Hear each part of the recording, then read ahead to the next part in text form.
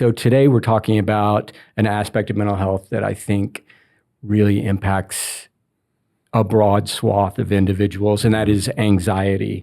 I mean, was feeling it walking into the studio today. So we want to focus on this a little bit, maybe see if we can't identify causes, what it is, and what we can do about it. That's what I really want to know. Can we just talk a little bit about what anxiety actually is? So I think one thing that has been a recent trend in terms of mental health field, and I know we'll talk about social media and how this impacts it, but anxiety seems to be the mental health diagnosis of the month. Mm-hmm. And sometimes we use anxiety to describe other things that we're feeling.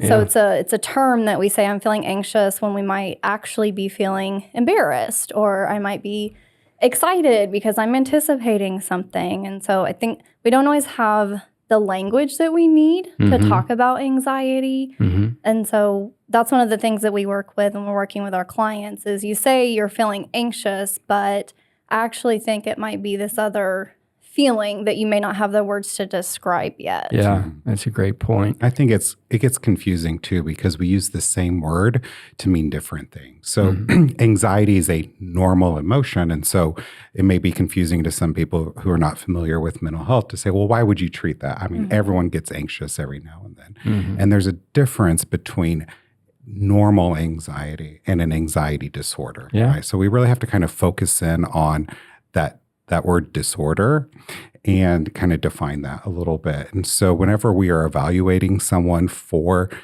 anxiety, we're looking at, in a typical situation, would most people experience that, right? Is this a normal reaction? Mm-hmm. And then we go away from just focusing on what the feeling is, and then how is it affecting you? So if you're able to do your normal daily task, get good rest, have a normal diet, then you're probably not having an anxiety disorder. Right? Mm-hmm. So it's going to impair the way that you function in life. And it's not just going to be a feeling, right? So the anxiety, that feeling is really just one of the symptoms that kind of keys us in that there could be something going on here. And we need to look at that a little deeper. All right. What are a couple of different types of anxiety disorders? There's a whole, two chapters of anxiety disorders on there. I'd probably say some of the more common ones would be what we call generalized anxiety disorder, panic disorder, and then social anxiety disorder. Would you say that, Kaitlin? Yeah, and post-traumatic stress disorder also falls under the category of anxiety. We think about PTSD as a trauma-related disorder, which that is how it starts, but then the symptoms and the presentation of it also qualify it as an anxiety disorder. Are the other ones you mentioned trauma disorders, do they come from another source? I think it's a mixed bag, right? Yeah. So, with post-traumatic stress disorders, you have to have had that trauma for you to develop. Yeah. Right? Whereas some of the other disorders, let's take, panic disorder. Yeah. It's possible that you had some type of experience that triggered that, but also it's not required. So it could just completely come out of the blue. And that's another reason why it's not normal anxiety, right? If you can always identify this makes me anxious and you're able to deal with it, or it doesn't impact your life, then you probably don't have an anxiety disorder. But if you're just sitting there and all of a sudden you're having a panic attack and you don't know why, then that kind of goes in that column of, well, this could be something that we need to look at. If a person is experiencing, I'm just going to call it normal anxiety or everyday anxiety, is there a need for an individual to seek help with that? I mean, is there going to be benefit there, or is help going to primarily help those who have an anxiety disorder? Sure. That's a good question. So my therapy stance is that everyone needs therapy. Yeah. So I would say to anyone, whether you feel like you have an anxiety disorder or not, that you could benefit from seeing a therapist and working on life skills, coping skills, relationship skills, whatever you may need some help with or another perspective.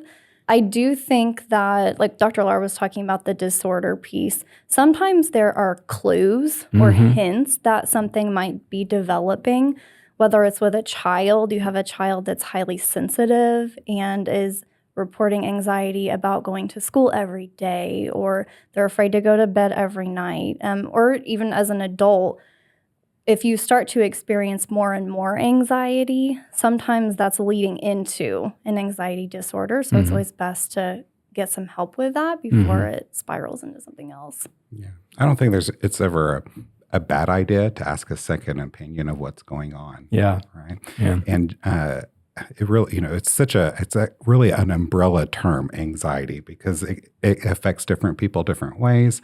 I think if you're having that question, like, should I talk to someone? You've probably just answered your question for yourself. You probably should talk to someone and there's been a number of times when someone's come to see me and at the end of the interview, I'm like, everything you're experiencing is normal. And there's really nothing else that we need to do. And it's such a kind of relief for that person to know, like, oh, other people experience this? Yeah, 100% other people experience this. And you're doing everything you're supposed to do. And there's really nothing else that we need to do for that. Yeah. I mean, hearing that, I can imagine is just incredibly therapeutic, and beyond, prescribing medicine or any sort of follow-up, just hearing that has got to be huge for people. You talked a little bit earlier about triggers, and we were talking about that a little bit in the context of PTSD, but also other anxiety disorders. What triggers do you two see in your practices?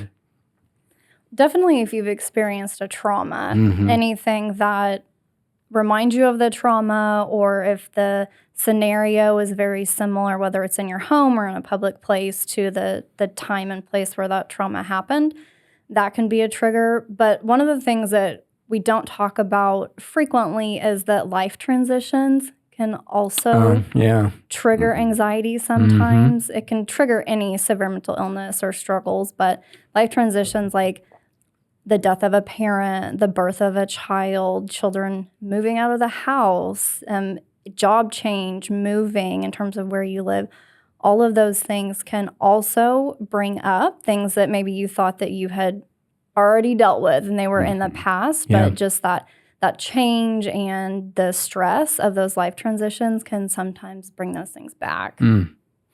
I just moved my daughter back from college last week. It's interesting you say that, the transitions piece, because and she's a good student and has a healthy social life.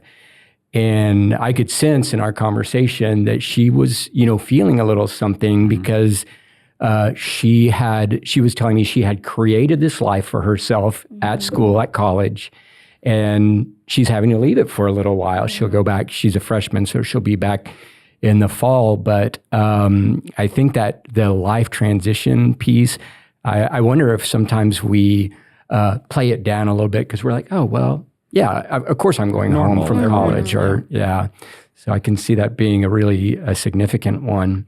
Whenever you come see a doctor or a therapist, there's always like, oh, there has to be a problem. And if there's a problem, that's something that we don't want or something that's bad. And anxiety is normal and it has a purpose. And so, one of the we're talking about, let's just talk about the triggers for a minute, and life changes. Everyone's like, oh, this is really, high anxiety. I'm losing my job or I lost a loved one.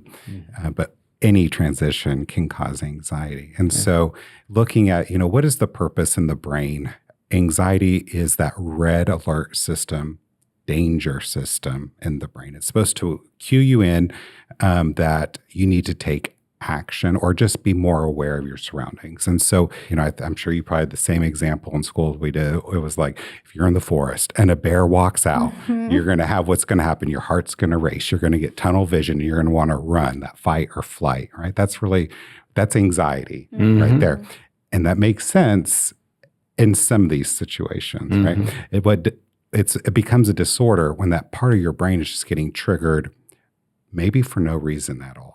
And so I think it's important to have an awareness of what in your environment could be causing your anxiety, but don't think that you have to know what that is or that we're going to have to find out what that trigger is for you to get better. Because a lot of the time, if it's a disorder, it's just coming out, it can just come out of the blue, right? a person who has an anxiety disorder, will that anxiety disorder always be with him or her, or does a person move out of an anxiety disorder?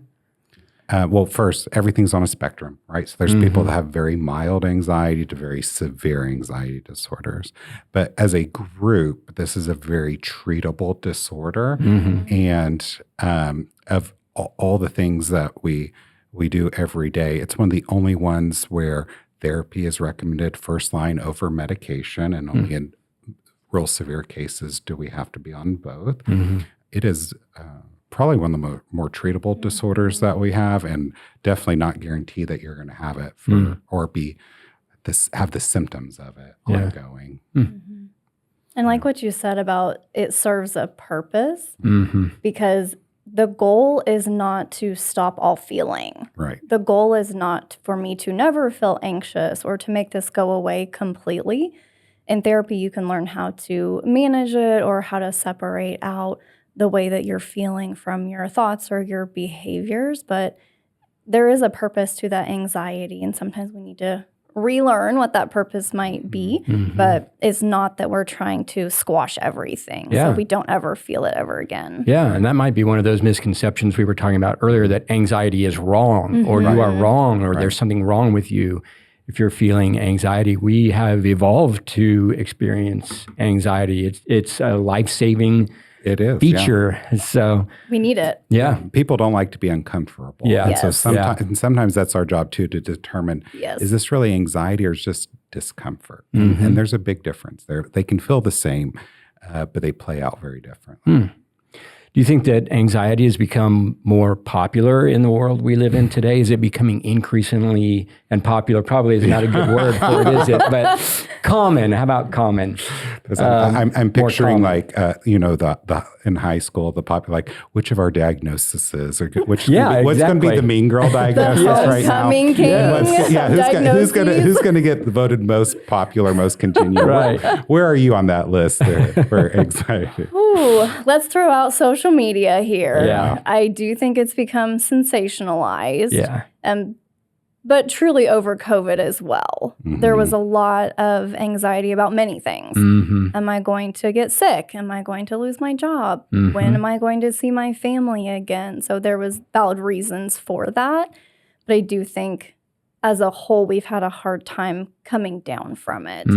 Social media doesn't help that because it's a very popular phrase or term. And like we talked about earlier, that's not always accurate.